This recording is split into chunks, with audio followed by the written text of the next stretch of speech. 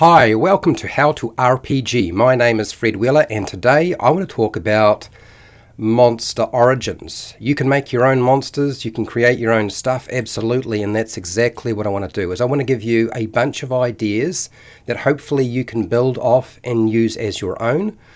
So first off, an accident. If you want to make an origin or the story behind your monster, an accident. It's like an unfortunate incident that happens. It's unexpected, it's unintentional, but it creates the monster. Number two would be crossbreeding. So you can produce by mating or a hybrid process two different species, and you get at the outcome, the result is one species, and unfortunately in this case it winds up being some sort of monster.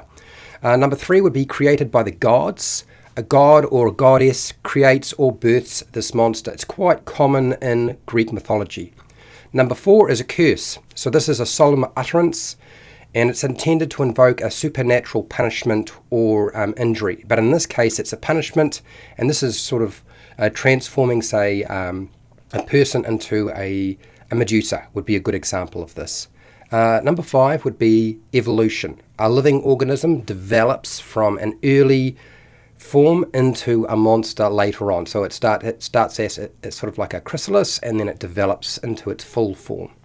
You can have number six, which is a magical experiment. So a magical ritual or process is undertaken, and it creates or makes your monster. Number seven would be a nightmare.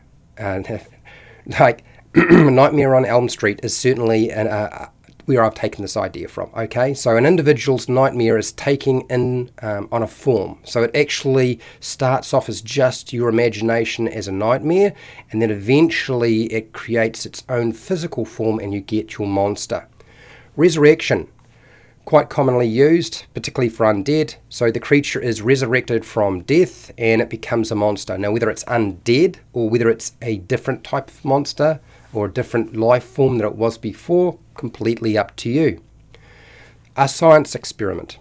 So basically a scientific process very similar to the magical experiment is undertaken, and it creates the monster.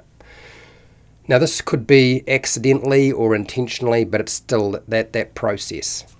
Viral infection, commonly used, okay? An illness from a virus or bacteria or some sort of germ or bug, and it results in a monster at the end. There's transformation. Instead of the virus killing you or making you very sick, it actually changes you completely.